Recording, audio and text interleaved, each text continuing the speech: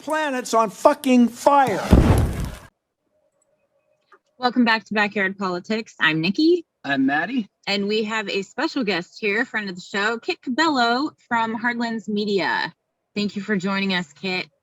Well, it's a real pleasure to be on your show. Look, I say this all the time on all the time we go live. We need more outlets, more people across the country to be speaking truth to power, whether it's opinion podcasts or actually being independent journalists themselves and starting up their own media network. Now more than ever, it's up for people to have this conversation. And look, I'm a supporter of free speech, so I've heard a lot of good stuff about your show. You've been really supportive of our content at Hardlands Media and Chicago Corner. And I only could say this, I'm really excited to see more people stepping up. And it's a dream come true to be on Backyard Politics. I think my career is finally set. It's awesome. Thank you so much. Yeah. You finally made it. Yeah. Finally, after a long list, a long line, I was on the list for a long time. I was wondering, will I ever be on the show? I know. God. Okay. So on that, how did you get started doing this? Hardlands Media specifically, like doing our entire network? Okay, yeah, covering politics, all of that stuff. Like, how did you get involved? Okay, well, let's look at let's at least rewind it back to 2015, which was a very big year for a lot of us. Case in point, I used to be a big fan of the Young Turks. Yes.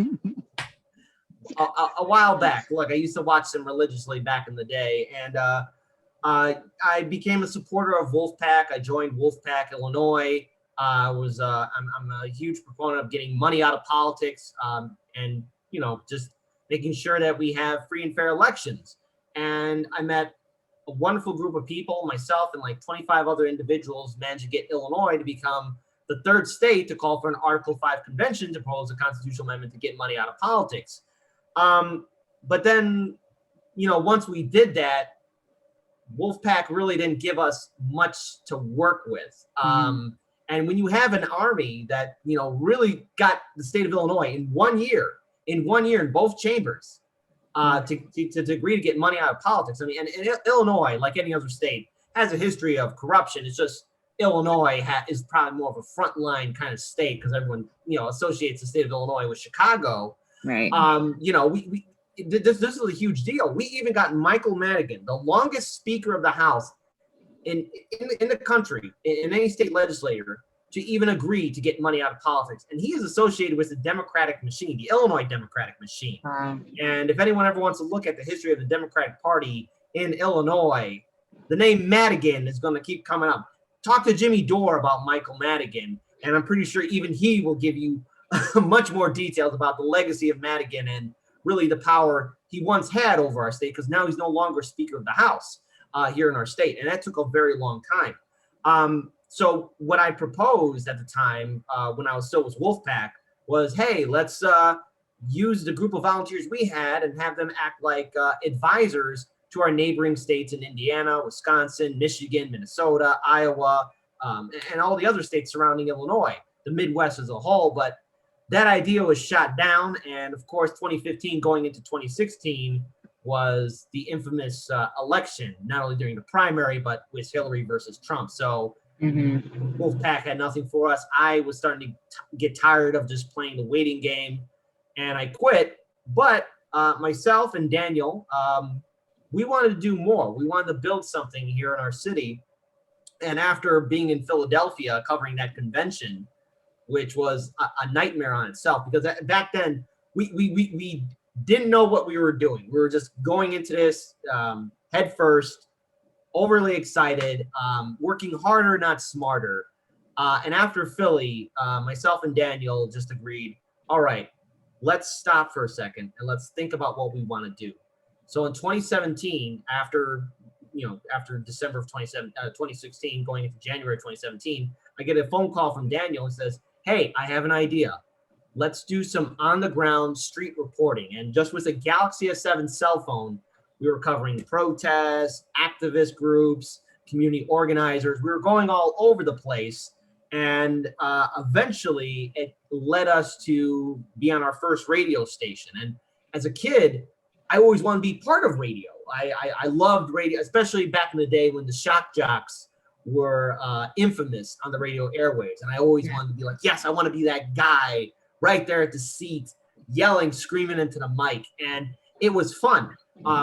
Being on the radio, we learned, we were learning as we went. And because of our quality of work and our dedication and just constantly just hitting the pavement, we got onto another radio station, and then we had 3 seasons on a public access channel called Can TV, where we were doing nothing but interviews. Yeah, 3 seasons, 2 radio stations. But the thing is, we weren't gaining any kind of traction at all. And the best time to always start on YouTube was back in 2008, but we decided to get started in like 2018 to really start putting some more of our content on YouTube. And moving slow, we realized we had to do a live show. So we got off of radio. That's a story for another day. I mean, we kind of had a falling out on our first radio station. Second radio station was cool. It's just, it cost too much money to maintain it. They were great with us, but it just wasn't going to work. And then Can TV, they were good, but again, it's television, public access, and the only people that are going to see us are those that live in the Chicagoland area that tune in to Can TV. So we had to build a wider audience. So at our older studio space, Daniel's old apartment, we started going live on Hardlands Media. And the whole goal was to eventually get our own studio space so that no one could tell us what to do and that we can keep on producing more content. And that's kind of just how we got started, from Wolfpack, covering the convention in Philly, which I still have nightmares about that place, because that convention was a goddamn nightmare. But the funny thing is, we did sneak inside the Wells Fargo Center. Hold on, actually, because I like telling this story. So, okay, because I'm all over the place, and tell me. No, this is fun. This is fun. Keep going. Keep rolling. Okay, so this was again 2016. We didn't know what we were doing. No press passes, nothing.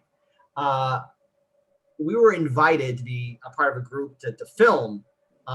People that were going to disrupt Hillary being, crowned the Democratic nominee, even though it's quite clear that there was election fraud taking place, not voter fraud. Again, everyone watching, there's a big difference between voter fraud and election fraud. 2 different things altogether. Yes. One happens all the time, one almost never happens. Yeah. Right. Yes, exactly. Voter fraud, I can't think of any idiot that's going to wait in line again just to vote or do anything like that. No one does that.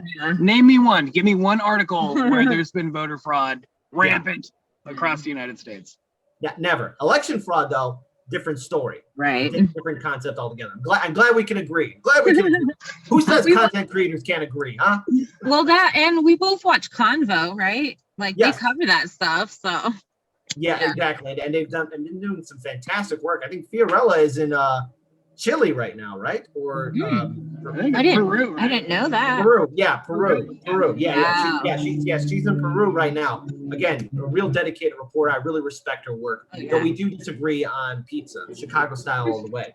Anyways, keep on doing the good work, Fiorella. So here we are in Philadelphia, beautiful city. We get invited to be part of a group that's going to, disrupt the event. Little did everyone know that group was already hacked into by Clinton supporters. So we're thinking how we're going to sneak in there. So we're with a group of people that already got in there in advance. And then there's myself and Daniel. Now, Daniel had all the camera gear and equipment, so he looked like a photographer, filmmaker already. I had nothing. I was just wearing my blazer, a little button-up shirt, some jeans. I kind of looked like a reporter. I had a microphone in my hand, but it's like, oh, who's this guy with a microphone?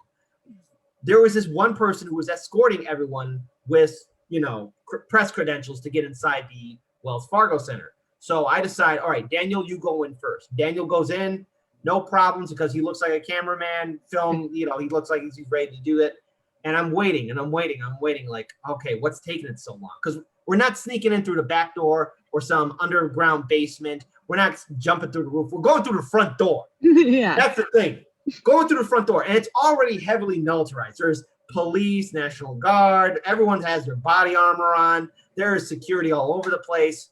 And I see this guy, again, the guy who escorted Daniel, walking real fast, shifty-eyed kind of thing. I'm like, okay, dude, you're making yourself look like you're putting a spotlight on yourself, buddy. Just calm down, just calm down. He's like, okay, am I sneaking you in? And I'm like, why'd you even say that, bro?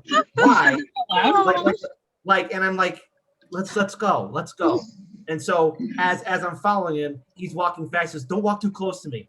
All right. So I start sending back. He says, don't walk too far away from me. I'm like, dude, like I'm thinking in my head, like, dude, chill. And if we get caught, I'm strangling you in the Philadelphia prison, okay? Wherever we're at. I gotta, because you're making yourself a target. So we're getting into the checkpoint. There's dogs there. There's police there. Everyone's kind of more relaxed. I'm like, for a big front card event at the Wells Fargo Center, everyone's kind of chill, which is great. And so he's like, okay, here, take this. I'm like, all right, this is the document. And he's sweating. He goes in. I don't know. I might be forgetting this part. I think some cop said, hey, man, you need to drink some water or something to the guy who was sweating, because he was so scared. I mean, I don't know. And I walk in like, hey, man, it's pretty nice and chill. So we go in. We get past. I get right to the Wells Fargo entrance area. He says, quickly, give me that piece of paper. I'm like, okay, here you go. There you go. And then he says these words that just start ringing in my head. I hope no one notices me doing this. And I'm like, why are you signaling? Because I'm thinking if he gets caught, he's gonna rat me and Daniel out and everyone else. Just chill. They didn't care. And I'm thinking the first thing I have to do is find Daniel as fast as possible, because I want to ask him, hey, was this dude acting weird? Was he acting all buggy around you? So thankfully, the Wells Fargo Center was one big it's a big stadium. Yeah. In like 5 minutes, I find Daniel, and he's just there, he's just there shaking his head. And I go up to Daniel like, hey, what's going on? And he says to me, I think the group that's supposed to disrupt the event has been outed already. And I'm like, okay, well, let's try and salvage this. Let's try and film as much as we can. Let's get the interviews. And mind you, what we saw there, if you were a Bernie Sanders supporter, or if you had a Green Party button or Jill Stein and anything like that, we saw Clinton supporters abusing, harassing them, verbally assaulting them, physically getting in their faces. Daniel covered, that one Trump rally in Chicago, and I turned to him and say, "Hey, was this is this familiar to you?" And he's like, "Yeah, these Clinton people are acting the same way as Trump supporters. They're constant abuse, people getting yelled at." And I'm like, "All right, well, let's film this. Let's get what we can. Let's try and salvage this operation." And then I turned to him and say, "Hey, Dan, that guy that escorted you in, was he acting all buggy around you?" He's like, yes, he was. It was annoying. It was really annoying. So we're filming everything. Thankfully, we no one gave a crap. The event was already a disaster. So we just got film and footage on the inside, and it was we did our part of the day. But that's what motivated us, especially seeing how Green Party supporters and Bernie Sanders supporters were being treated on the last day of the convention. We were like, we got to build something more, because TYT wasn't talking about it. TYT was already in the Clinton camp at the time, and corporate media, they were already saying, well, Clinton has this in the bag. And so that's our Philly story. I love the it. City. I love the city. I truly do. In fact, my first real big interview was with Dr. Cornel West. Are you kidding me? Damn. Yeah. Well, the thing is, we randomly bumped into him on the streets. And that happens every day. Yeah. No. Yeah, and so I decided to interview him, and he only focuses on me, and the rest of the press was surrounding me, and they wanted to jump in, but he was like, "No, I'm going to talk to this guy." Dude. It was a humbling event. I was like, yes, my first big interview. I actually met Jimmy Dore there as well. Wow. Tim Black, Lee Camp. I think I saw Nico. I don't know, with Nico in Philly? Oh. I know I met Nico at the People's Summit in 2018, but I didn't talk to him because he was doing a lot of interviews. I just saw him just walk by him. Who else did I see? Chris Hedges. Oh my goodness. And I think that's it. And that's really about it. But fun time. Philly was great, but it got us in the mindset of let's build something better in Chicago and let's make a real independent media network. And that's Philly. I was all over the place. I hope that made sense to everyone. It did. I loved That made it. sense. I want to know, after that went down in Philly that night, did you sleep really well from all the like crazy ass stuff you did, or were you up all night thinking about all the crazy stuff you did that night? You know, going into from the interviews, everything, because this was like 4.5 days we were in Philly, because we were doing a lot of different things, like, you know, interviewing activists. I mean, just interviewing Jimmy Dore and Cornel West and Lee Camp and Tim Black. I mean, those are some big, you know, marks right there, like really huge interviews to do. And then sneaking in the Wells Fargo Center, I actually slept pretty comfortably. It's just, it was very draining. But that time in Philly, I mean, it was a really hot summer too. So Philly was downright uncomfortable. So it's like you're in the hot sun, you're going to all these different places, you're covering the convention, you're interviewing all these people. And yeah, it's I think after Philly, I was starting to stay up a little bit, like, oh my, leaving the Wells Fargo Center, it was like, okay, there's a 50-50 chance Clinton and the Democrats are going to lose this. Afterwards, after Philly, I did kind of stay up just a little bit, like, oh my God, I can't believe I did that. Oh my God, I can't believe I interviewed Cornel West. Oh my God, Trump could actually win the presidency. It's just that fucking crazy. Yeah. I don't mean to swear. No, you've seen the show, you know you can swear. No, Don't fucking do it again. All right, I'll try to fucking not swear again. Jesus fucking Christ, give me a fucking we break would. here, all right? I knew we would get along. I don't know about this guy. He's fucking great. But but all in all, I slept comfortably.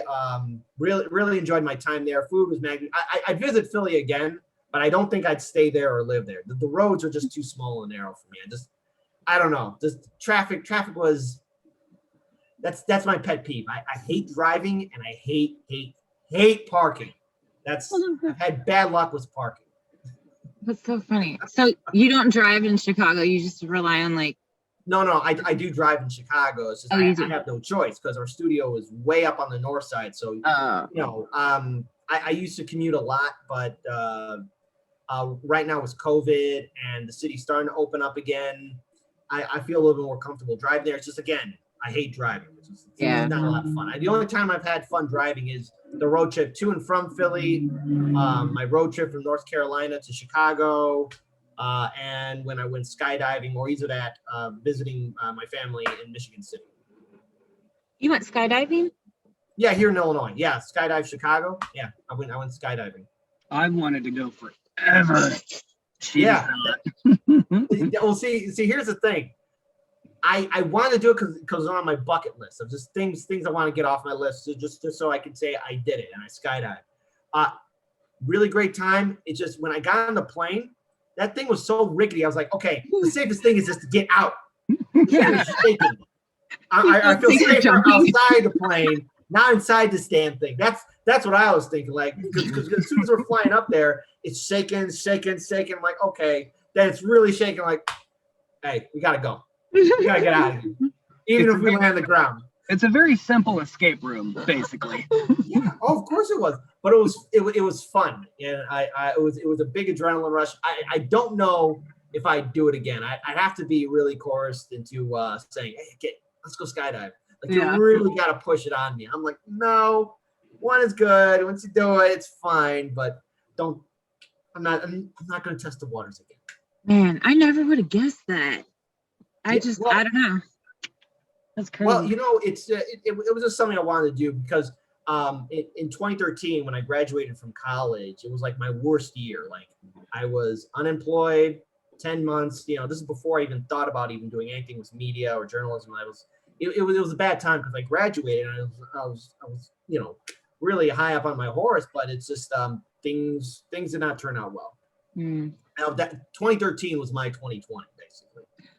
That was a shitty year for me too. A lot of family members died that year. Oh, I am so sorry. Oh I'm no, very it's sorry. been a long time. Never say sorry when somebody says that and then laughs right after. I know. I'm trying to make Hey, light. wait a minute. What happened? Well, we'll do it after the show. We don't even own a shovel, okay? Oh my God. You're going to raise red flags on YouTube here. Oh no. Jeez. Oh yeah, YouTube, which has been an absolute nightmare for content creators, just not only independent media. That ever since YouTube did our first shadow ban in March of 2020, and then when we got our strike in 2021 of March, the same months again, just a year apart, it really gave us a severe gut check. And so many of our fellow colleagues, the Mikasu Casa Network, Jimmy Dore, Lee Camp, Graham Elwood, I'm assuming you guys, Hard Lens, all of us have been hit so hard by the censorship. And it's, again, I'm so upset with a lot of the Democrats and progressives that are cheerleading big tech to just censoring the content creators that made their platforms great in the first place. A lot of people use YouTube, Facebook, Instagram, and Twitter. And now I'm wondering how anyone can really get on by without eventually YouTube clamping down on everyone and everything. I mean, there are trigger words that you just can't say. I mean, there is profanity, like the old-fashioned swear words. Yeah. But if you say, oh, I don't know, I don't want to get you guys in trouble. Julian Assange, go ahead and say it. Okay, no problem. Yeah. Okay, Julian Assange, Edward Snowden, Chelsea Manning. You know, if you talk about whistleblowers, those are more offensive words to the YouTube blind attack dog algorithm, which is what it is. It's a blind attack dog, that algorithm.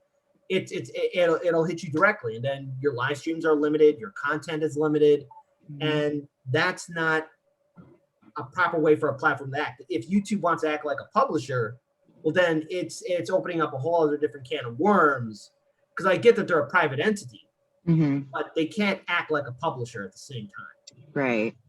So it's been pretty tough, especially 2020, where, you know, because we rent out our studio space, 99 Perspectives, and we had about 5 clients, and we lost them because of COVID and because of the YouTube shadow ban and strikes that we got.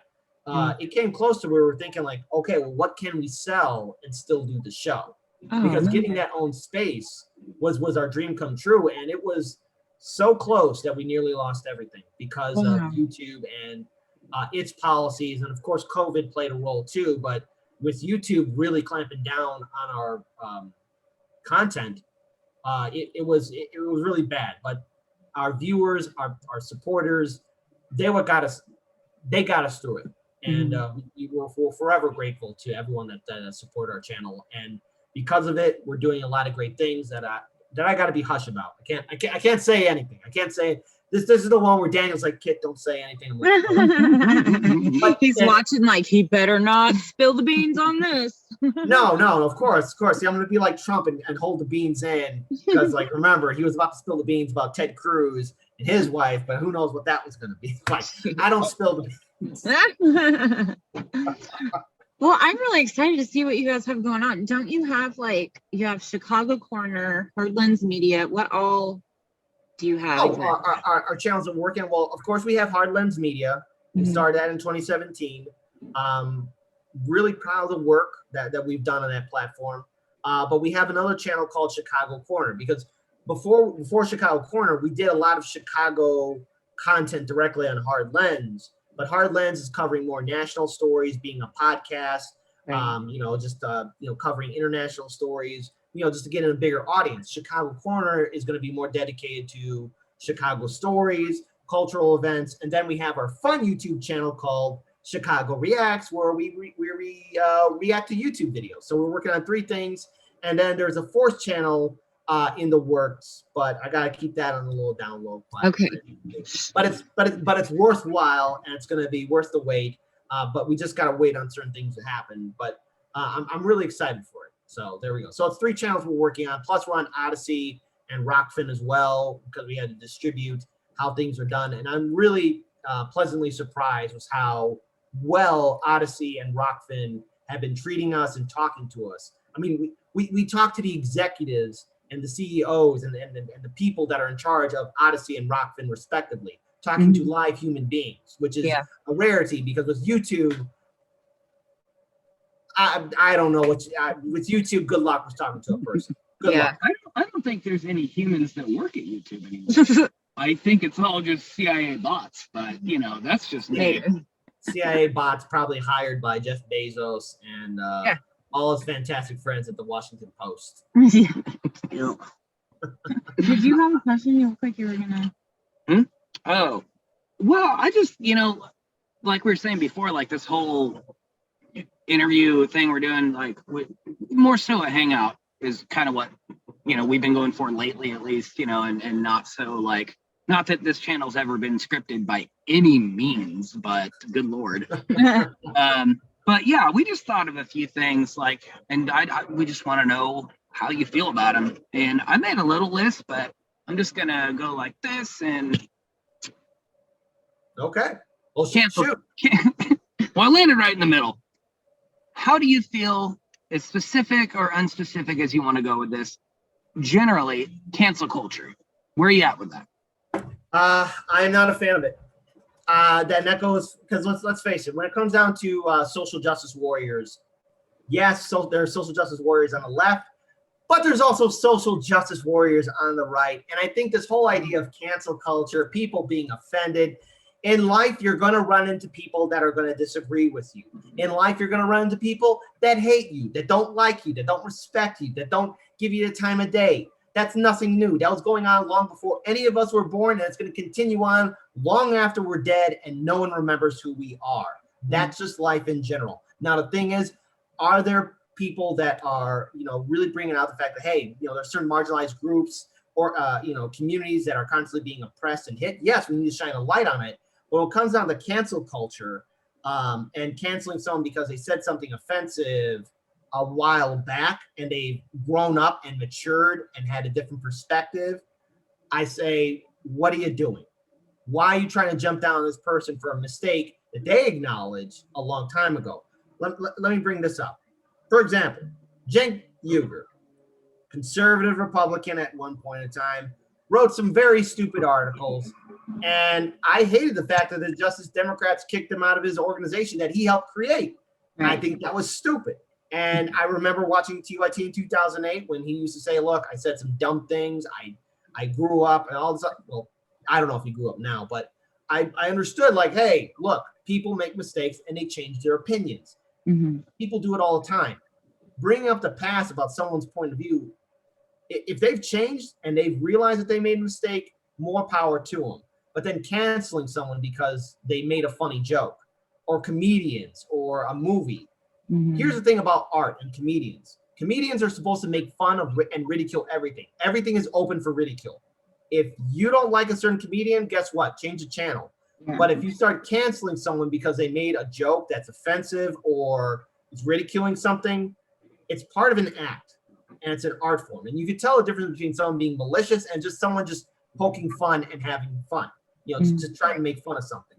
I get it, but don't do it. It's a waste, because then you're going to cause a bigger fight, and it's not going to solve anything. Cancel culture is just a way for someone to feel important, and then the next thing you know, they're going to look for someone else to cancel or someone else to cancel. And remember, what I always find funny is that all those that are usually doing cancel culture or canceling somebody, sooner or later, they themselves will get canceled. So, if you're going to be dishing it out, it's going to come your fucking way, which is why, again, I'm for free speech. But the problems that I get is then someone will question me, well, kid, if you're for free speech, that means you want someone like an extreme right-wing Nazi or a conspiracy theorist like Alex Jones to have a platform. And my response is, yeah, those people are going to speak out. But you want to know how you defeat hate speech, how you defeat ignorance? With compassionate, intelligent speech. I believe, this is my opinion alone, that the world is filled with good people. So when you have someone spewing out racist bullshit or conspiracy theories or unfactual, fake news, all right, that should be countered with everyone else speaking out and correcting that or pointing it out like, hey, you're full of crap. You're not speaking the truth. And how dare you speak this offensive kind of language? If you cancel someone or suspend them off the platform, they're not going anywhere. When Trump got canceled off of Twitter, you think him and his 75 plus million voters just disappeared overnight? That's a childish mentality. They're still here. You're just creating an echo chamber and making the problem that much worse. You have to have an open playing field. And with cancel culture, what it does is just it pours gasoline on the fire, not water. Right. I hope that answers your question. But I'm just against it. I'm against cancel culture. No, you answered it pretty much in tune with how I feel about it. Like, you know, just like with anything else, just because it doesn't affect you today doesn't mean you shouldn't pay attention to it affecting your neighbor today. You know, and again, fuck Alex Jones, piece of shit. Most of us can agree with that. Do I want him silenced? No, because not because I want him to keep talking. Don't get me wrong. I don't want him silenced. I don't want people like that silenced, because at the end of the day, it negates the whole concept and point of freedom of speech. And tomorrow it's going to be you or me. How are you supposed to prove them wrong also? Yeah. You don't have dialogue. Yeah, Good point. Well, the thing is too, you know, you have to remember, like, when you have people spewing out, like, you know, conspiracy theories or hate speech, you know, okay, fine. I know that this person is a nut job, or I know this person is a deplorable human being. But there's another problem with cancel culture, and that is it eventually fails to live up to its name. And I want to bring up this organization, Me Too and Time's Up.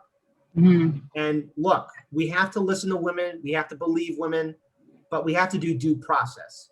But my issue with Me Too and Time's Up is that, let's talk about Tara Reid, when she heroically came forward to talk about how Joe Biden sexually assaulted her, harassed her, abused her. And there were like 7 other women that had very similar stories. Mm-hmm. And same thing with good old Governor Cuomo, everyone's favorite governor. You know, you had women come forward too. If Biden and Cuomo had been Republicans, a different story altogether. And so, yeah, and then also hearing how Me Too and Time's Up are holding these lavish meetings in some California or somewhere on the West Coast, some of these wonderful retreat homes or villas. Mm-hmm. You're not helping out women that are still at the mercy of abuse, rape, assault, you know. And the thing is when that organization doesn't speak out for all these women that are calling out Democratic lawmakers, you're just basically taking the wind out of the movement that Me Too could have been. Mm-hmm. You gotta have due process, and yes, believe the women. When someone comes forward with a story, yeah, believe the story, absolutely. But due process must take place first and foremost. And, Amen. you know, so Yeah. that's just my thing right there. But it goes for cancel culture, because then you also have right-wing SJWs too, who say, well, I don't like this group protesting because they're not for freedom or they're not for my conservative ideology. If you're for free speech, which you hear a lot of these conservative pundits say, then you got to be for it. Don't be a hypocrite. Be consistent. If that's what you're going to do. That's my thoughts on cancel culture and Me Too. And I've said it before on the show, like, you know, especially when it came down to Cuomo and Biden. Me Too, Time's Up. Where are you at? Yeah. Where are you? I'm really glad that you brought up Tara Reid, because I feel like she just gets brushed to the side, not just because of the Biden stuff, but because, like, people move on from what's trending in the news. And I just feel like really terrible for her that, you know, she was treated that way by the entire goddamn country, frankly. So yeah, well, I mean, but even again, you know, you have Biden making those creepy remarks about a little girl looking like 19 years old. mm-hmm. If that had been Trump saying that, if Trump somehow got reelected and Mm-hmm. he said that, everyone would have lost their fucking mind. Yeah, it would have been a hashtag. Look, it would have been a hashtag in a second. And I got to say this, Trump, again, should never have been president, but there's a reason why he won, because Clinton was just that downright disgusting. And, you know, the Democrats thinking that beating Trump was it. They barely won by the skin of their teeth. They barely won. And now I'm wondering, you know, what has really changed now that Biden's been put into office? I mean, the kids are still in cages. We're still doing regime change wars. What else are we doing? Amped up in I mean, Palestine. Yep. Same thing was happening in Palestine. We still have an apartheid happening in Israel. Our ICE budget went up. True. And the Democrats are constantly watering down their infrastructure bill. It went from 2.3 trillion to now 1 trillion. And to be very clear, at the bare minimum, we need really $10 trillion in that infrastructure bill. That 1 trillion will not cover anything at all across this country. I mean, our bridges are falling apart. There's that one bridge in Memphis that had that huge crack in it, and it was found by a civilian, not by an inspector. So because I talked about it on Rockfin, I thought it was an inspector that did it, but it was really a civilian that caught it. And my God, if that civilian didn't catch that, there could have been a huge disaster on that bridge. But there are countless thousands of other bridges. And I don't want to cause a panic, but maybe not just thousands. There could be 10,000 bridges across this country, respectively, because we haven't invested or improved our infrastructure in decades. When I was visiting Japan I left on Christmas Day on 2019, going there, checking out all the high-speed railways, visiting my relatives. One of my relatives said to me, hey, they're actually taking down their bullet trains. And I said, why? And he said, well, yeah, they say that they're too slow. They're going to make more faster ones. I'm like, oh, wow. So they're getting rid of these bullet trains that are fast, and they're putting in much more faster trains. They're investing into their infrastructure. So I'm like, huh. So, wow, Japan's doing that, and other countries are doing that. Meanwhile, here in America, what do we have? The old-timey trains. That's what we have. We have bridges falling apart. We have lead in our drinking water. We have dams that are breaking. So much fun. And $1 trillion. But now, even then, the Biden administration is similar to like how Obama handled things, constantly compromising with the GOP, and they're trying to bring it down to like now to $1 billion. Like so somewhere like around a 500 billion or a little bit less than that for infrastructure. And like, wow. Way to go. Vote blue no matter who. No kidding. What you wanted. Yeah. I was just gonna say the only win was that Orange Man's gone. But what's gonna happen after Biden's out, right? It's just gonna be either Trump again or somebody worse, Yeah. I fear for a competent version of Trump. There has been talk again about Trump running again in 2024, and my thoughts are this: is that if I have to cover a protest in front of Trump Tower in Chicago, I am not going to be professional. I've covered so many protests by that damn building across the river. Why? Like, I'm just waiting for people to show up just to protest Trump again. And like, where are all of you at now that the kids are still in cages? Are you just passed out from all the mimosas that you've been having at brunch? Because my thoughts is that all these protests that we saw, no one really gave a damn. No one cared. The kids are still in cages. You still have all the Trump policies still being implemented. And you just have the fancy mask of neoliberalism covering up these horrific policies. Trump just took it off and made a sloppy shit in the room, and everyone said, "Oh my goodness, look at this giant turd that Trump made in this shit-filled room." And it was already filled with shit in the first place. I've noticed too that like the protests were mostly called protests. Some were called riots, but now they're all riots. There's no protests. There's no like people fighting for anything. It's all the Portland stuff is riots. Everything's on fire. How dare they? And yet, specifically in Portland, Oregon, the mayor there is also the police commissioner, and he's a Democrat. So, I did not know that. Yeah. Wow. I know. You want to unhear that, but it's real. Yeah. Wow. That is incredible. Well, see, we got a situation like that here in Chicago with Mayor Lightfoot. During the George Floyd protests in 2020, she raised all the bridges up in the downtown inner Chicago area, which is like the more affluent part of the city. These are where like a lot of the big businesses are at. And, she made the problem worse because it was like that area is now like a little castle, surrounded by the Chicago River. Lightfoot, what are you doing? And plus Lightfoot, again, gave a lot of that PPE loans, like some of these federal bailouts to the Chicago Police Department. And then when Adam Toledo was shot by the police just a few months ago, she had the audacity, or somewhere along the line, one of the bridges had to be raised up again because the police footage was coming out. And, there was a lot of talk about Adam Toledo that he was pointing a gun at the cops, which he wasn't. He was running away, and he threw the gun behind a fence, and then he gets shot in the chest directly. And the kid did not point a gun at the cop, and there was a lot of concern. But yet Lightfoot would not confirm, even though she saw the video, would not confirm with the press that he didn't point a gun. She said you're gonna have to wait and see. And watching that footage was very difficult to watch. But also Lightfoot has been notoriously thin-skinned about criticism.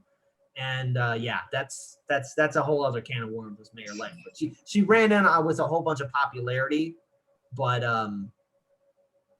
she's lost a lot of the city's goodwill. It was a landslide window, but now it's a completely different story. Hasn't followed through with any of her progressive policies, and still we have the same issues and problems that we had when Rahm was still mayor. Yeah. Well, and that's why when people are like, just vote Democrat, what the fuck for? Also, like the whole Justice Democrats, we all had hope in that. I totally fell for like the AOC shit at the beginning. Wolfpack. But then, I was on Wolfpack briefly also. But then after that, it's like we have these Democrats in position and nothing fucking happens. We have brand new Congress that starts, right? They're a branch off of Justice Democrats. I don't know about anywhere else, but in Oregon, none of them won. And we still have the corrupt Democrats running this place. So like, what is our hope electorally? Is there one? Okay, so I'm probably going to get some pushback from this. But I believe in the pincer strategy, the army on the outside, army on the inside.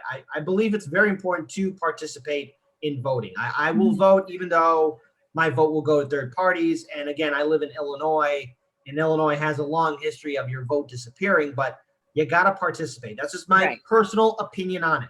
But when it comes down to electoral politics, let's face it, we got a lot of politicians, even progressives, that are lackluster. And it's really now in the people's court. The people as a whole need to step out, and there's going to have to be a general strike. We're going to have to let these politicians know, like, we're not going to donate to you. We're not going to back you up if you are going to constantly compromise and not follow through with progressive policies. Forced to vote should be a clear example. And yes, even Cenk Uger's forced to vote for 15 when they didn't even bother voting or fighting for the $15 minimum wage. If they're not going to do it, I have no fucking clue why they're in office in the first place. And when they tweet out these feel-good tweets, okay, I agree with it, but these are words and statements, not deeds and actions. Right. You need to show me what you're going to do and how you're going to fight it. There are 15 congressmen and women that were on the forced to vote petition. There's no way you can look me in the eye and say that's not a voting block. And the fact that you have some of the progressives in the surrender squad saying we're all acting on our own. Well, then form a fucking coalition. Yeah. I don't need to tell you that. I don't need to explain it to you. It's self-explanatory. There are 15 congressmen and women on the forced to vote petition that ran for Medicare for all. You can't form a voting block. You can't stand up to Senator Sinema. You can't stand up to Senator Joe Manchin, who gets whatever the fuck he wants. Yeah. I mean, seriously. And then Bernie Sanders, I'll say this, that man, I don't know what happened to him, or if he was threatened, or if he just gave up. But Bernie, you could do the same thing that Manchin's doing. Joe Manchin and Joe Biden should not be your fantastic fucking friends, Bernie. That's not what you said to us in 2016. And I guess now everyone's your buddy. Everyone's your pal. Yeah. You bring up way to compromise. A lot of people, especially like true leftists or even true free thinkers, a lot of people pointed out how disappointed they are in Bernie, and we are, and you are, but nobody has really talked about or pondered why did he and why is he still doing what he's done, where he essentially has given up on what he on why we fell in love with him for the first place. He's Like, sheepdogging people into the well, Democratic no, Party. because like Kit, you talked about like, was he threatened? Was it this or was it that? Well, like what things could it have been? But like being a nerd and being into history and being into like crime shit, just like she is, like I really want to know, and we might not ever know, but I want to know what was the breaking or turning point. Was he threatened? Was it a money thing? I want to know just for my own reasons, because the dude had my heart and he fucking broke it more than Well, once. and not just like to make him like a hero or anything, because that's ridiculous too, but like he was arrested for fighting for civil rights, and now he's telling you to vote for the fucking author of the crime bill. So how does that happen? Well, correction was that not only it was Biden the author of the crime bill, which he never apologized for. Right. I mean, even Bill Clinton, who as deplorable as he is, because him and Trump were friends with Epstein. So that's right, diehard Democratic voters and diehard Republican voters.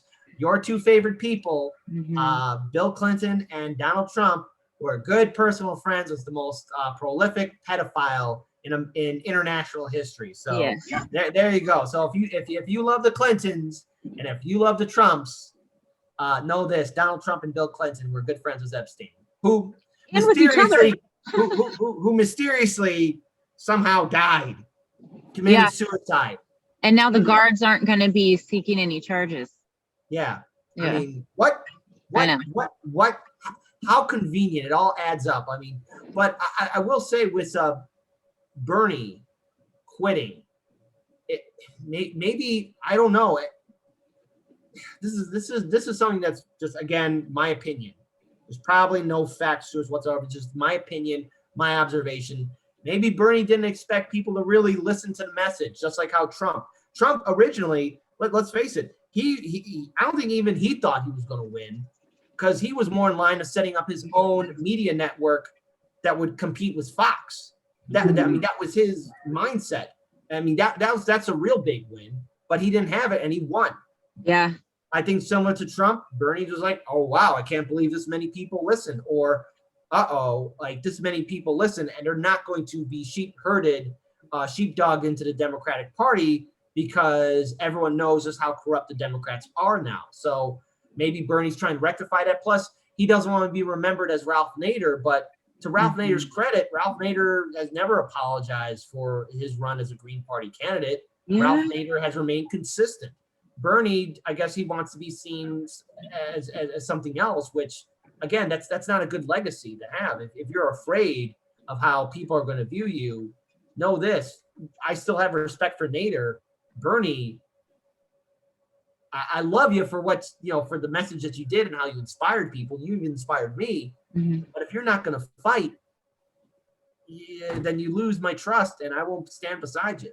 It's kind of like TYT in a way. It's like, we appreciate that you got us all fired up and rose awareness to the issues, but now get the fuck out of our way. You know, sorry. Well, the thing was TYT, because I actually met Cenk and Anna in 2015. I was part of TYT Chicago, and we had them here visit us, and I thought it was great meeting them first, face to face. I thought it was wonderful to meet, people who were speaking, at the time speaking truth to power. But after a while, as soon as I heard, I think it was after the New York primary, where Cenk was saying, "How do we help Hillary?" Like, you can't fucking help this person. Yeah. There's no fucking way. And then ignoring the election fraud, and then ignoring the fact that the Democrats are not fighting back, and then constantly saying, loser Donald.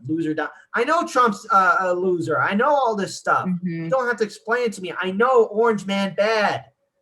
But the reason why we got Trump is because of the lackluster action from the Democrats and their neoliberal policies, where they're constantly favoring corporations, constantly compromising to the GOP. Yeah, you're not going to convince me to do that. And then that infamous meltdown that they had during the election of 2016, they're panicking, they're screaming and saying how they're going to go to war. How? And then also taking $20 million of Katzenberg cash, and then $4 million from a conservative businessman, and then that $2 million that they raised in their fan base. What happened to that $2 million?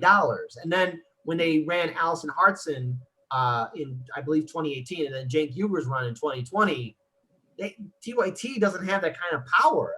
I'm surprised that they never really fought as hard. And even watching Mad as Hell, Cenk Uyghur always wanted to be CNN, MSNBC, Fox News, TYT. Okay, so you were never in the game in the first place. Right. And he was in the money game. Yeah. The fame game. Well, what happened to that $2 million for the Four Horsemen for the reporters? That's what I want to know. Because obviously Jordan Sheridan, Sean King, Michael Tracy, and Nomiki Kantz. Yeah. Yeah, I think I said her name right. Yeah. They're not there. They're not doing groundbreaking investigative journalism. They're not doing what Aaron Mate is doing, or Glenn Greenwald, or in fact, Ben they Norton. Smeared Aaron. Big time. And when they let Jordan go, they smeared the shit out of him too. But that's another. Yeah, that's another another story too. Yeah. But it's again, they should have the resources to have their own investigative journalism. But they were interested in doing it, but then they stopped. So, well, I think it's funny too that they have all that money that you just said, plus God knows how much more, and yet, like, not to toot our own horns, but like, we're not getting paid shit, and we're going out there and trying to cover this and bring it to everybody else just because it's the right fucking thing to do. Exactly. So, and when we were covering, because we did investigative work, for example, one thing I'm really proud of is when we did our short documentary in Indiana. Covering these industrial facilities that are dumping regulated toxic waste into Lake Michigan or these that are polluting our air. So the thing is about regulated toxic waste, it's called dilution. What they do is here you have your toxic material A mixed in with water, mix it in, and then dump it into the lake, and now it's safe. And that's not how things work. Go swimming in it. Yeah, I will never swim in Lake Michigan again, knowing just the amount of chemicals and toxic waste that it's being spewed into the water, but also into the air. We have in Indiana, you have a lot of laissez-faire policies towards these industrial facilities. You have the largest tar sand facility there, blast furnace, and so much more. Wow. And it's really disgusting. You know what I'll do? I'll send you the link to our documentary. It's like from 2018. Oh, don't I love worry, that. nothing has changed at all. But it's one of our proudest works. I'm actually proud of how well it turned out. But it's again very frightening that you have these industrial facilities there and no one's really talking about it. And then there's lead in our drinking water here in Chicago. There's industrial facilities on the south side of Chicago that are being built up. Unchecked corruption. And the thing is, being a journalist, doing investigative journalism, it requires time. And you have people like yourselves doing that kind of stuff. And you have Hard Lands, you have Mika Sukasa, you have Status Quo, Ford Fisher. You have all these people doing this. And sadly, the people that should be leading it, like TYT, they're not. Yeah, exactly. Before we hit record and we No. I meant before we hit the record button to record earlier. I meant prior to this recorded conversation. Okay, I thought you were fucking around with him. Jesus. It's like we're recording. I don't know him that well. Before we started the show. Give me 5 minutes. No, anyway, you touched on something that for me is the number one issue in politics. If we can take money out of politics, we'll fix climate change, we'll fix Medicare for all, we'll fix the military-industrial complex. There will be less politicians that are friends with people like Epstein. Money out of politics, for me, money out of politics fixes, or at least gets us on the path to fixing almost all of our issues. That didn't sound like a question. It's not. But I wanted you to elaborate if you wouldn't mind. Well, here's the thing. Because Citizens United and the McCutcheon decision, corporations can buy our politicians. And everyone's all freaking out about how Russia can influence our election. Any country, hey, surprise, surprise, when this video comes out, if no world leader knows about this now, but hey, any country, any corporation can buy a U.S. politician. We've legalized bribery. The only way really right now for us to get our democracy back is that we have to have a constitutional amendment to get money out of politics. Now, Wolfpack, I don't know what they're doing, but you know, they were taken out by Common Cause, which is like a liberal think tank organization. You know, they're the ones that defeated. You have your Koch brothers, but for example, in New Jersey, when Wolfpack New Jersey was gained ground and got their state on board, you know, you had some Koch brothers coming in there, or a Koch brother representative coming in there causing some shit, and they didn't know their ass from a hole in the ground. They were acting like complete jagoffs. Common Cause, a liberal Democrat organization, quote unquote, did more damage to progressives than what a conservative outlet can do.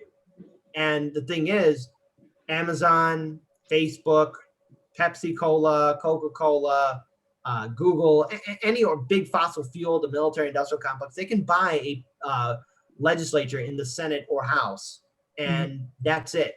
And what I try to say on the show a lot is, you know, if you're a diehard Democratic voter or a diehard Republican voter, well, congratulations, you're a very good puppet. And I'm not being mean by saying this. You're just a very good puppet because you're trained to vote for somebody that is your team red or team blue.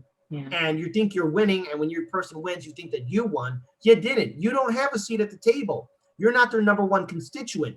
What our lawmakers do, they're on the phone calling their donors to ask more money. So when they run for an election, they have money to run their campaigns so they can, again, get reelected into office so they can continue writing bills for their number one constituents, not the voter, but for corporations. So then they're once again back on the phone calling their donors to get more money, and the cycle completes itself over and over and over again. And to quote George Carlin, it's one big club. And if you're a Democratic voter or a Republican voter, you ain't in it. You have convinced yourself that you have a seat at the table, but you don't. And the thing is, the mentality is, well, yeah, the Democrats suck, but the Republican Party sucks even worse. No, I don't like that idea. I don't like, well, what, you're just as shitty, but the other guys are as shitty as well? Well, fuck both of you. Yeah. I'm going to use my brain and not take a bite out of that shit sandwich. Mm-hmm. What? Then there's a shit burger right there? Fuck that. I'm going to use my brain and actually get some real food. Don't give me some crappy choices because I have a choice to go somewhere else. That means I'll vote third party. Now, look, that means Green Party. That means Moving for People's Party or independent, non-affiliate. And yes, maybe even libertarian, but we have to look at different alternatives. Other democracies, other countries, and again, they're not perfect either, but have a much more, let me take it back. They have, you have more of a choice to vote for whatever party you want for, to elect whoever you want. I mean, there's more choices. And you have a parliamentary system that's more open, more democratic. What we got is a one-party system, but it has convinced the people and our corporate media that's a two-party system, when in fact, they're both friends with each other. Democrats, Republicans, they're friends. They're friends, and they put on the show, but they're all friends with each other. Mm-hmm. I mean, look at Joe Biden and the GOP and Joe Manchin and the GOP. Really? Yeah. Really? You're not going to look me in the eye and say that the Democrats are not friends with the Republicans. And look at Obama, how he constantly bent over backwards. And then we covered a while ago how he was making excuses like there wasn't much he could do. Are you blind? You had a solid majority in the House and Senate. Don't give me that excuse because, oh, what? You would have hurt the Republicans' feelings? And now the perfect scapegoat, the Senate parliamentarian, a non-elected official, Elizabeth McDonough, that's her name. Elizabeth McDonough, a non-elected official, is dictating to our elected officials, you can't do this. That's our system we have. We did it. We beat the orange man. See, no, you said we don't have a seat at the table. We do have a seat at the table. We just can't order off the menu. We get the shit sandwich. Yeah, and that's where I close the menu and say, "Fuck this, I'm out." I'll go make my own shit sandwich. Thank you. Yeah, thank you. I'll be more. I've been actually rewatching The Sopranos, and I've just been loving the whole like, fuck this, and like just leave the body. I haven't seen that. I need to watch that, but I do love The Godfather. So. Yes, actually. 1 and 2, not the third. You know, The third has grown on me. I still sometimes look at the third movie and say, I see what you're trying to do. It's like you seeing a little kid trying to do something, like trying to build something. Oh wow, this is a great picture. Wow, you really made some. But what were you trying to do there, buddy? That's what nepotism gets you. I guess I'm gonna cross off my next question. What was the most disappointing movie ever, and why was it Godfather 3? No, Godfather 3. Disappointing movie. But no, okay, I'm not saying this just to butter your biscuit, but I will agree with you on this. It could have been great. Yes. I saw what they were trying to do. Filmishly, it could have been amazing, and it was. I would say that it was gold wrapped in crap. That's Godfather 3. They were trying to do something. Yeah. And they failed at it. But movies that okay, so are we talking about movies that were disappointing, or are we talking about just B movies that are just so bad that they're good? Movies that you had hopes for, and everybody is really specific. Everybody is subject to good advertising. Okay, everybody's subject to that. A movie that you thought was going to be great, whether it was a sequel or an original or whatever, and then you saw it and you're like, oh, that sucked. Okay. The biggest disappointment. Yeah. All right. I got a couple of films. I do. This one's going to be a landmine, but it still is. The Last Jedi. I was disappointed with The Last Jedi. I'm not a Star Wars fan, to be honest with you. I'm sorry for. No, I saw it in theaters, and I saw what they were trying to do. It's just there were some things that weren't adding up. I like the First Order. They built that planet Star Killer. It gets blown up, but yet they still have a fleet. Like, what'd you do with it? And then Luke Skywalker is just this miserable old hermit. When I used to read some of the old school books before Disney bought them up, and he was like this master Jedi. He had a wife, he had a kid, he was doing all this great stuff, and I was wondering what happened. And he was like this miserable old man. I'm like, oh no! I just was not like, I wasn't going for it at all. I was just like, okay, great. So he's a miserable old man. He doesn't like to do anything. You have the First Order. You have all this, that, and then the X-wing is waterlogged. Yeah. Yes, that. Another movie. Avatar. Really? I couldn't see it. Okay, I'll admit it. I couldn't see it because the one with the there was people? so much hype. Okay. There was so much hype that I felt like I couldn't watch it for it being a movie. I felt like I had to watch it to be a part of like society. And it wasn't and that made me not want to see it. It wasn't Yeah, I felt Avatar was okay. So humanity is struggling, and we're trying to find different resources. And I just found the whole idea of just displacing the blue aliens off their trees. Like, you're telling me we couldn't make like a treaty or say, like, hey, you have this hard to findium unobtainium metal. You just couldn't really kind of talk it out. Like, I find it interesting, like we become a spacefaring civilization, but we're still acting like barbarians. It's like it didn't add up. Maybe that's my inner Star Trek, thinking like, okay, well, let's have diplomacy. Hey, you have something. Let's be smart about it. If you know a place where we can dig it and get that stuff, they'll be fine. I felt, and plus the whole idea of aliens on dragons fighting starships. Just it didn't add up. There's a lot of things to add. That's a little bit together. Yeah, and then also the Predator remake. There was I think a recent Predator movie made, and it just didn't capture the tone. Didn't capture it. I haven't seen those. What's your favorite movie though? Favorite movies? Yes. Okay, it's gonna have to depend on genres, but let's I'm gonna list them off. I'm gonna have to list them off because it's unfair to put them in an order or anything like that. But I loved Godfather 1 and 2. Mm-hmm. Those up there. Casino, Goodfellas. Let's see. I liked Shin Godzilla. That was a good one. I've never seen that. That's this was one that was made, I think, 2016, 2017. Just a different interpretation of the monster. I'd recommend it. It's just Okay. it's you're seeing how a government reacts to a giant monster. Oh, that's fun. Yeah, it's worthwhile, and I loved it because when I went to visit Japan, I was touring all over the place, and I was like, oh yeah, I saw that in Shin Godzilla. That's cool. Yeah, I loved it. It was a lot of fun. Let's see, Runaway Train. Hang on. Heat, starring Robert De Niro and my good friend Al Pacino, Cappuccino. Like that. Let's see, Blades of Glory, starring Will Ferrell. Nice. That's funny. The Napoleon Dynamite, because it was just so random.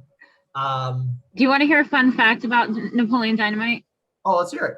Okay, so John Heater, Napoleon, he went to school at a high school like in this town. Yeah, his Really? dad and mom still live here, and my daughter got like this free yearbook from the school that he went to, and I think she was gonna try to get one with him in it, but yeah, he went here. He lived here. Yeah, what is he doing now? I don't know. Napoleon Dynamite. Do you know what he's doing now? I'm gone for like 2 minutes and we're talking about Napoleon Dynamite? We were trying to get like best movies. I don't know what he's doing. Oh, El Camino, which was the Breaking Bad movie. I love that. Yes. You're Okay. instantly our best friend now. That one I was so excited for that, like, kind of like Avatar, like it was so amped up, but I was like emotionally invested because Breaking Bad is one of the best shows ever. Yeah. Yes. And then we watched it and I was like, They nailed it. you did it. They did. Yeah. You fucking No, did it, guys. You did it. I think it was a perfect ending to Jesse, Captain Crunch. I really liked again from beginning to end, especially like because as soon as he was screaming, as soon as he got free, like he's just like crying, like he's driving free, like I'm happy for you, but what happens to Jesse? Like, does he get caught? Yeah. And I didn't want Jesse to get caught. I know Jesse did some a lot of horrible things on the show, but I wanted him to escape. I wanted him just to get out. And now he's in Alaska. I was secretly thinking in my head, like as soon as like Jesse's in Alaska, he sees a newspaper and the headline is Heisenberg lives. Because the thing is, as soon because until I see Walter White 6 feet in the ground with a tombstone there, I refuse to believe that he is dead. I refuse to believe he is dead. I will never believe it unless the director, probably someone's going to type in the comment section like, oh, the director and the actor already said that Heisenberg, Walter White is dead. Like until I see like a film or like word saying like, yeah, it's confirmed he's dead. Yeah. Heisenberg lives. Heisenberg lives. Heisenberg lives. Until I see him in the ground, I refuse to believe that he's dead. El Camino, perfect movie from beginning to end, and again, Jesse, I'm glad that he found some closure, and so there we go. So we're talking about other movies. Gremlins, Aliens. Let's see what else. There's so much. Big Trouble in Little China. Waterloo, but that's just my own perspective. That's the reason why I like that film is because you have all these armies there and they're not CGI. Oh wow! You brought up Big Trouble in Little China, early Kurt Russell film that does not get enough credit. Escape from New York. Yes, I haven't seen it in a while, so I have amnesia, so I don't even remember that movie. Amazing. The Dark Knight. The Dark Knight. Because it was filmed in Chicago, and when my mother and stepfather still lived in the city, they were filming some of the scenes next to their condo complex that they were living in, and like that was great because they were taking and everything. Like there's a lot of areas where the Dark Knight was filmed, and I always tell my friends like, yeah, Gotham City is Chicago. If you got a problem with it, screw off. Yeah, great, because I love it. Blues Brothers, because that movie I would watch the original one, the original one, not 2000. There was only one Blues Brothers made, and we all know it. There was only one Blues Brothers made. We all know it. Great, because I'm not watching Blues Brothers 2000. I refuse to acknowledge it exists. But the reason why I watched the first Blues Brothers is because when I was still in the Marine Corps, I would watch it just to get like motivated going on leave, because that's my home, and I knew where certain areas were at in that film, and that film was made even before I was born. So yeah, love that film. There's a couple other films. Okay. Boondock Saints. Yes. Okay. Good. More than once. But I like the first one. Yes. The first one. First one's best. Let's see. Hold on. I don't want to be missing anything. Kill Bill Volume 1. I like that one. Mm-hmm. Once Upon a Time in Hollywood. I just saw that film. I haven't seen it yet. Yeah, I think it's one of Quentin Tarantino's best work. Once Upon a Time in Hollywood. Django Unchained. Love that film. Oh, come on, Kit. Hold on, because you gave me a list of movies to talk about. Oh my God, hang on. Oh, come on. I gotta visualize it. Oh, Birdman. Birdman. What is that? Not Birdman. Stars Michael Keaton. He's an actor. Hold on. I want to get the right name. Hold on, Birdman. It was Batman, dude. It's called Batman. No. Just kidding. Yeah, Birdman, starring Michael Keaton, 2014. Yes. Yeah. It was directed by Alejandro. I can't even say his last name, but yeah, Birdman. It's an actual movie. Birdman. We'll have to see it. 2014. I have a question. You can continue on the movie stuff. I think it's fun. But do you speak any other languages? I know a little Arabic, just a little bit. Just no. Hold on. Nothing. Any Arabic is impressive. I know how to say bless you, and that's it. just a little bit. Just a little bit. Nothing. Not. It's and the words. It's just like it's like not impressive. So there we go. Oh, just a tiny bit. We'll talk after the show. The rest of the interview is going to be in Arabic, just so everybody knows. Let's see. I know my biological father used to speak Italian and French, so I knew that. So, but he died before I was born, so I never really had a chance to really talk. Oh, I'm sorry. Do you know any Japanese? Like, how does that? I know you said you had relatives there. How does that all play out? Well, if you don't mind. I know a little bit of Konnichiwa and Konnichiwa, Ohio, Ikitamimasu. Let's see what else. I'm put on the spot here, so now I know. I'm sorry. It's just fun. But yeah, but I have my cousins who are Japanese. But they don't live in. They used to live in Japan. Now they live in the States.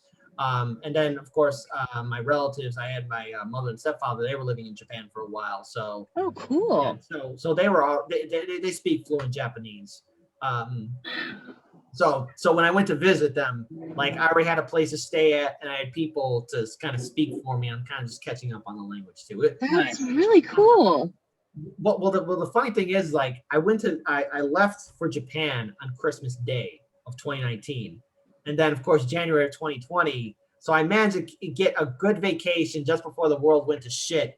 After I think mid-February when the lockdowns were starting to be implemented. So I managed to enjoy some time before, or remember the world before it went crazy. Yeah, it went crazier. Tokyo was a beautiful city. Hiroshima, Kyoto, and I was visiting a couple other places too. Food was delicious, wonderful time. Just I had a great time. I fell in love with it. I want to go back there again. That's really cool. I was there for like 5 weeks. So. Oh wow. Yeah, it was really great. I visited a lot of temples. a lot of shrines, a lot of historical buildings. Even went to the Shinjuku district and saw the Godzilla Museum, or it's not a museum, but it's more of like there's a floor on a hotel where it has every single Godzilla movie made, and there's this huge giant Godzilla face. So if you look at my Twitter profile, I'm in the Shinjuku district, and right behind me is Godzilla, like right above the building. It's like looking down. And so Okay. the media has portrayed him as his villain. If they really sat down and talked to him, they'd understand that he's a person who's being horribly smeared. He's misunderstood. He just wants free healthcare. Come on. Exactly. He's there just visiting, and he constantly gets harassed and abused. Dude. There we go. A good person. And again, I fell in love with the whiskey. I actually found a whiskey museum in Kyoto, and it was a bar. And I was like, wow, it's an alley's in a museum, but it's a bar. We just randomly were walking, myself and my mom, my stepdad, we were walking in Kyoto. And we went down this one street. And I said, oh, look, it's a liquor museum. It's probably like, just look at different booze. And the guy opened up and said, hey, come sit at the bar. I'm like, oh, you're a bar too? Let's go in there. Come on, let's have some. It was like, I loved it. I love Japanese whiskey. That's so funny. That leads me to my next question. You're just talking about Godzilla. Tell me about the gator emojis. Oh, okay, everyone who's thinking about the four, occasionally on people's live streams or on Hard Lens Media's live streams, I post 4 gators. Anyone that's thinking there's a big meaning to it, you're overthinking it. You're overthinking it. It's very simple. So in the summer of 2019, in Humboldt Park here in Chicago, an alligator was found in the lagoon, and this whole city went nuts for it. So if you live in Florida, like alligators aren't nothing new. Here in Chicago, it was like, whoa, there's an alligator. It's one of the few times where this city was united, and everyone's like, we gotta capture that alligator alive. Everyone fucking lost their mind. They're like, who is he? And the alligator went by the nickname Chance the Snapper. And just oh my god, that's so funny. That's cute. Right. And it was great. And thankfully, the little alligator was caught alive. And everyone was happy. There were a lot of shirts. Everyone was saying that there's dinosaurs now in Chicago, and it was a fun experience. It was really great because everyone was worried that the CPD would have shot the alligator, and thankfully he got like a really good animal tracker and or alligator handler and caught the alligator alive.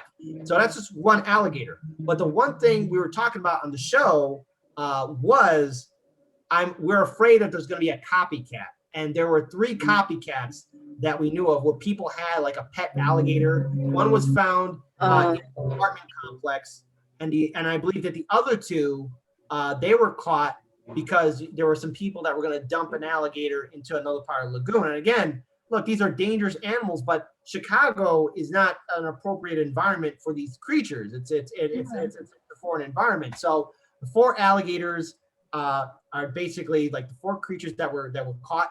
But the city flag for Chicago has 4 stars. So if you look at the Chicago flag, 4 alligators, 4 stars. So it's really just saying Chicago's here. Hi, it's Kit from Chicago. The 4 alligator emojis. They're just supposed to be like just hi, hello. I like it. It is a cute story. You were like, oh, it's nothing. No, the story just I liked seeing the alligators pop up, but now I'm gonna like it more. So to anyone that's watching this, if you want to see the full story and the context, Google Chance the Snapper. And then of course there were some copycats too. So 4 stars, 4 alligators that were caught in Chicago in 2019. It was a great time. It was one of those times where you're just gonna remember like this little animal united the whole city. And then there were 3 idiots trying to duplicate the same thing. And again, thankfully those animals were caught and now are in a better place too. Yeah. The people that were trying to do an imitation, they're gonna be held accountable for their actions. So good. So now the whole story's known. It's not about revolution. It's not about burning the system down. It's just hello. What's the meaning? Are the reptiles taking over? Or is it at you have conservatives thinking this is a socialist propaganda, and then you have people on the left saying yep, this is for revolution. This is for it breaking the glass ceiling. This is for making you get money out of politics. Like, no, everyone's just saying hello. Hi. It's just a Chicago, how you doing? It's my how you doing. I don't think any other Chicagoans do it. That's just something I took, and Yeah. I hope that answers the question. I've heard a lot of people online asking about it, so I'm sure they'll be very happy to hear the answer. I liked it. Well, I think we talked about it on Hard Lens once. Yeah, I've heard it. I heard it once. I just didn't remember all the details, and I didn't remember the copycats. That's really funny and sad. Yeah, well, I think, to the best of my knowledge, there were 3 copycats. I think there might have been a few others. I don't know as well. It's just, yeah. What a random thing. Don't go buying alligators and dumping them, guys. Yeah, no. Actually, just don't go buying them at all. Yeah. Yeah, they might look cute and fun, but they grow up. Yeah. How about this? Bad movies that are so bad that they're good. Yes. Horror Express, which is a public movie. I think you could watch it online free on YouTube, but it's one of my favorite B movie horrors. It's like on a train. Horror Express, great intro too. It sounds like a James Bond kind of movie too, but it's about like an alien that takes over a prehistoric human, and then it's able to get in people's minds, and it's a lot of fun. Ooh, that's creepy. That's fun. Another movie, but it's a B movie, and it's very offensive because they just keep. It's called Street Trash. There's no plot to it, but don't watch it if you have a weak stomach. And no, it's. I don't even know. But it's called Street Trash. Okay, I'm gonna make a note of that, and I'm gonna look it up. Okay, hold on. It's if you got a weak stomach, don't watch it. And 2, again, the characters are insensitive individuals. They don't give a shit about anyone or anything. But it's called Street Trash, and there's a lot of stuff that's like, okay, I think it was directed by the people who made some of the Trauma films, I think. Or associated with, like the Toxic Avenger kind of things. I don't know if you're familiar with Trauma. Okay, yeah, Tromaville. Ant Farm Dickhole, that's another one. Never even heard of that. What kind of movie is that? Actually, you mentioned that once, didn't you? On Hard Lens? Yeah. Yes, it's a bad. It's so bad that it's good, and you gotta wonder like who made that film. I wrote that one down too. Ant Hill Dick Farm, is that right? No. Ant Farm Dickhole. That's what it's called. Okay. I had it back. That's the sequel. You're talking about Dick the sequel. Farm, didn't I? Ant Farm Dickhole. Okay, there you go. Let's see. There's a couple other ones. Let's see. We got a movie night. Trying to think of one. One more. Mystics of Bali. Huh. Yeah.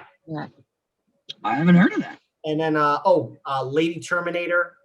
It was a knockoff of Terminator. That's another one. I'm open-minded to watching movies, just whether they're B movies or they're good movies.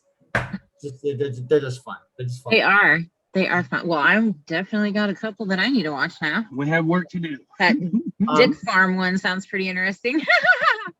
Wait, hold on. It's a bad movie, but it's so bad that like they pulled it off. It's just trust me. Okay, don't go in there expecting Shakespeare. Don't go in there expecting. Oh Shakespeare. no. The word dickhole is in it. I'm not expecting Shakespeare. Hey, Shakespeare said worse than dickhole. He just said it in a very smart sounding way. Thy dickhole. Let's see. There's another movie too. But I wouldn't put it in the bad category. It's just it's more it's based off of Titus Andronicus. I like that film because of the cinematography and the costume designs, but they're all speaking Shakespearean, so it's very. I like that movie too. Titus Andronicus. Okay, we'll have to watch that soon. We got a list, yeah. And then of course there's TV shows. Breaking Bad, love that series. Sopranos, love that series. The Wire, It was Game of Thrones until season 8. I've heard really good things about it. I've never watched it. For me, it's like my Avatar, but for TV. It's so overhyped. I feel like I can't approach it without a bias. Season 1 and 4, great. Season 5, mediocre. 6, 7, and 8. So it's like The Walking Dead. Yeah. Yeah. Oh, I forgot about that show. It's still on? Yeah, unfortunately. I think it is. It's been on longer than The Simpsons. It was good until like a 5 or 6. It was about like 5. Season 5, it just took this big hefty shit and then just kept pooping. Wow. Yeah, because I think I remember that the author of the comic series actually made a final chapter to the comic because he was just like tired of the series and he just wanted to end it. Like, okay. Oh, good. Yeah. So the comic book has a final, but I guess the series is still going on. Wow. I thought it was. Maybe it ended. There's only so much to do with the zombie genre, anyways. I mean, after like for example, the book World War Z. What I liked about it was like, okay, you have a crisis, but eventually people are like, okay, things can't keep going on like this. I like how eventually, like, okay, well, here's how we're gonna take back the world from the undead. This is how we got to push back. So I like. Did you see that movie? The movie World War Z. Yeah. With Brad Pitt and how he drank poison and bacteria and then didn't get sick. And it's just like everywhere he goes, there's a zombie attack and he's like the special secret agent. Okay, you're ruining it now. I liked it. All right. I hate when people say the book was better, but I'm sure in this case, the book wasn't even better. It just the movie and the book had nothing to do with each other than zombies and the global aspect of. Yeah, but the zombies were moving fast. The zombies were moving fast. In the book, they moved slow. Yeah. Oh, really? They were the Romero, right? Yeah, the Romero zombies. Yeah. I have no idea. Like, I wonder if the author of World War Z was thinking like, oh my God, is the paycheck even worse? They just butchered his entire series. Yeah. Well, you know who his dad is, right? Yeah. Mel Brooks. Yeah. Thinking of it, you ruined it. Sorry. He also made History of the World Part 2. Yeah, I will say this about reading World War Z. It's the only book I've ever read that's given me nightmares other than the Bible. Well, World War Z, it's like it kind of made it seem like it's real. Like, okay, here's what's happening in the pandemic, and then my favorite chapter is like when the army is engaging in New York City and how Yonkers. Yonkers, like how everything just went to shit. Like you had the army wearing all this battle armor and masks, and then eventually the undead are coming and they get overwhelmed. And okay, wow, I like how this chapter was going, like from beginning to end. Yeah. Like, wow. Yeah, that's my favorite. But then, like, you're thinking, like, oh, well, wow, how bad is this outbreak going to get? But I liked how eventually things were turning around. Yeah, I like when you have to figure out how to, like, come back from it. Just like climate change, we're going to have to figure out how to survive with it, right? It's inevitable. So, I don't know. I like that. Like, adaptation, how are you going to survive while it's going on? Yeah. Well, I think one of my favorite lines from Shin Godzilla, I think it's in the Japanese dub, or the original one, because there's the English dub, and then there's of course the subtitles that are set in Japanese with the language. I think at the end, one of the main characters says about Godzilla, "We'll have to learn to live with you." And same thing like with World War Z, or even with climate change was the real thing. Humans will have to learn to live with climate change. They'll have to learn to live with it. Like how we always have. Yeah. And Soylent Green. And Soylent Green. Yeah, that's another good movie. Soylent Green. And of course, I did watch every single one of the original Planet of the Apes movies and then the new trilogy. I've seen one of the new ones. I liked it a lot. The originals were amazing. The originals were awesome. Battle for the Planet of the Apes felt like a TBS made-for-TV movie. Of course. Was that with James Franco? No, that was the fifth out of the original five. Yeah, there's Planet of the Apes. My favorite is Beneath the Planet of the Apes, with the worship of the Alpha Omega bomb. How much can you relate that to modern day bullshit religion? I'm just saying. Yeah, and then when they take off their masks and you see that they're mutants, and it's like, oh my god. Then there was Conquest of the Planet of the Apes. Escape. Wait. Escape.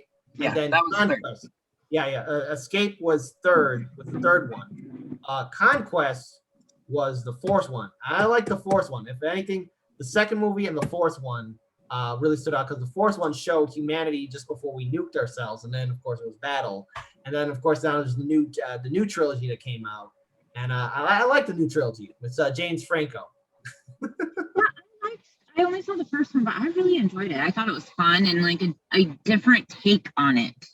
Like you can't go in expecting the same old one. It's not like that at all. It's different. Well, the interesting thing is like in the first movie of the new trilogy, they mentioned the Icarus, the shuttle that crash landed like in the first movie. Like they mentioned the Icarus is on this long space exploration, and somehow they lost contact with it. Something happened. I wonder what happened. Ask Harold and Heston. I don't know. Oh, it was the Russians. I'm just kidding. But wait. Then there was the Planet of the Apes starring Marky Mark. That one. That was fucking terrible. That's another movie. That's B movie. So bad that it's good. I like.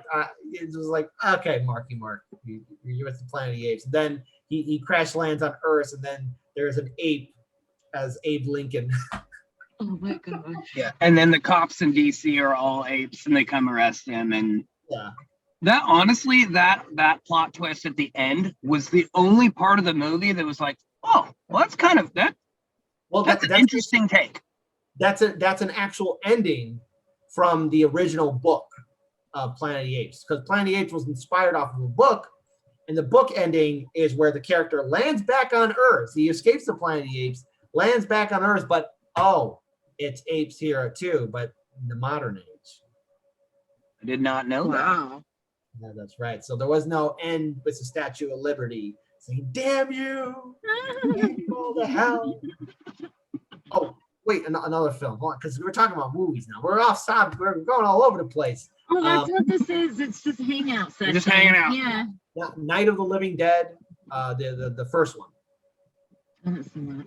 You never saw the first George Romero? I saw it when I was a kid. Yeah, it's been a while. Yeah, that's the one that set the tone for the zombies to be who they are. And then of course Dawn of the Dead, and then Day of the Dead.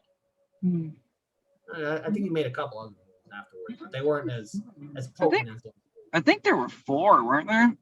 But only like the first 2 got theatrical release, and then the other 2 were just not even on anybody's radar. Okay, so I know the first one was theatrical. Second one, I think, was theatrical. Third one, I don't think anyone really paid attention to it. And I think there was a fourth one called Land of the Dead, but I think that went straight to DVD. I think. Oh, Idiocracy. That's a good one. Office Space. I love Office Space. Hey, just whatever you do, don't take my red stapler. Ghostbusters, the first one. The one that's lightning captured in a bottle. I like Ghostbusters because, again, but even Ghostbusters 2 and that new one, you can never repeat that magic. Mm-hmm. I agree. The original Ghostbusters, one of my favorite movies of all time. It came out I think right around the time I was born, but I remember growing up and watching the animated series, falling in love with it, and then watching the movies over and over and over again. I had a bunch of the toys, and I had that stuff too. Oh, it was so great. But I always read, because again, I'm a nerd, so I read way too much about shit. Like, what are the meaning of the gators? Stuff like that. But anyway, I always wondered if Belushi had, stuck around and got to play the part he was supposed to in the Ghostbusters. Oh, wow. That would have been amazing, because before Bill Murray signed on, Belushi was supposed to play his role, but then he passed, and then Bill Murray stepped in and took it over. But I've always how, I mean, again, you can't change shit or whatever, but I always just thought like that would have been fucking amazing. And I love Bill Murray. Don't get me wrong, love him to death, but nerd stuff. Well, I did find that whole entire film like just because see, as a kid, you don't pay attention to the adult themes until you get older. Like, oh, they made a cartoon show out of this thing. What? Because like in the first one, they're smoking cigarettes. In the second one, they act like they're cartoon characters. Right. First one, they're more adults. They're swearing more, and of course, there's that infamous ghost blowjob scene that happens. Well, in the first one, they get fired and they're drinking booze, walking around town within 5 minutes into the movie. So. Right, and then of course Peter Venkman's character, he had a date rape drug on him. No, he did. Like literally. Okay, so like Sigourney Weaver's character, she's being possessed by the devil or what's not the devil, Zool, I believe. Right.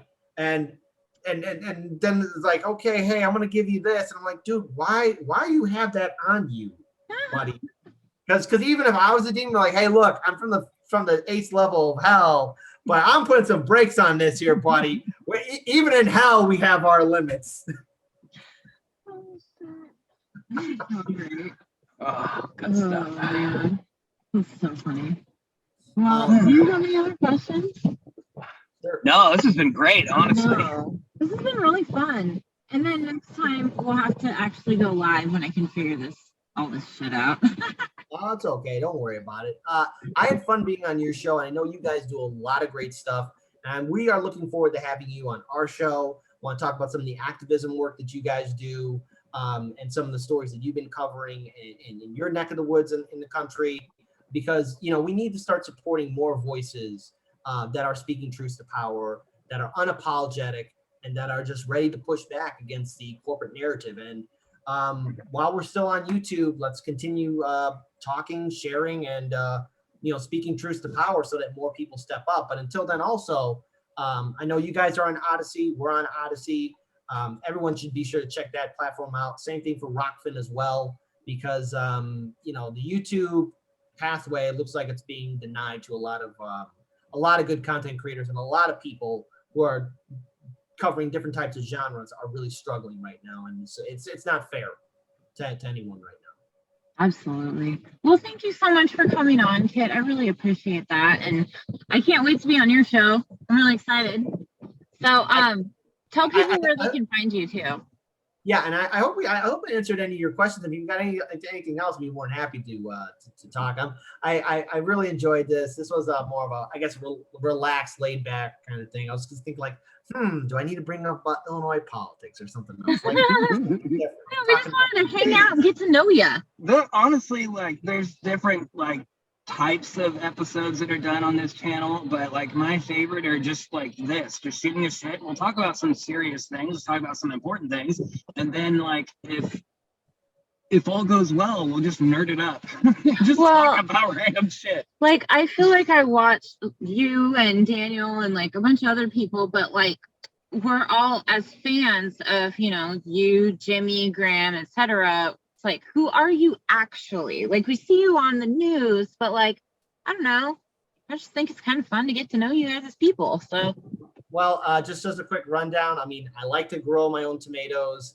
I am a Warhammer 40K fan. That's my favorite science fiction series. That's one of my favorite science fiction. I'm a history nerd. I do like to. I do have a close heart to Japan. I can't wait to go back there someday. I love that place, and I'm always open just for having conversations. And for people who want to find Hardlens Media out or look for us, we have our website, www.hardlensmedia.com. And in that website, you can find a link to our studio, 99 Perspectives, Chicago Corner, Chicago Reacts.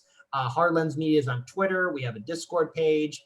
And of course, we're on YouTube, Hardlens Media. And then we have our other channels, Chicago Corner and Chicago Reacts. And I hope people get a chance to check it out. And I wish you guys a continued success for your channel, your platform to grow. And keep on doing what you're doing. Don't stop. Be unapologetic and keep pushing forward. Thank you, Kit. We really appreciate it. some days it feels like you're just screaming out into nowhereville. So it feels good to have support like from you and stuff. Thank you. All right. Well, we'll definitely do this again. Cool. Oh yeah, count me in. Just be sure to let me know. This summer we're doing a lot of stuff, so message me directly, and I will get back to you as soon as possible. So I have your we follow each other on Twitter, so just let me know, and I will acknowledge it as fast as possible. You're so awesome. Thank you so much. Everybody like, share, subscribe, do all that stuff. Follow Kit on all his stuff. I will link to it in the description box. And until next time, Medicare be with you. Hi, real quick, just before we end things, there's something else we have to mention. June 7th, there's going to be a big rally in New York State in Albany. Again, at the Capitol building. It's for Medicare for All. So if you live in the state of New York or know anyone that lives in the state of New York and supports Medicare for All, June 7th, there's a big rally that's happening there. It's going to be a protest. It's a chance for the people of New York to get Medicare for All. And if New York State can lead the way, other states can do it too. Let's fight for Medicare for All. June 7th is the rally. June 10th is when the session ends in New York State. So let's fight for it. Come on, New Yorkers, go for it.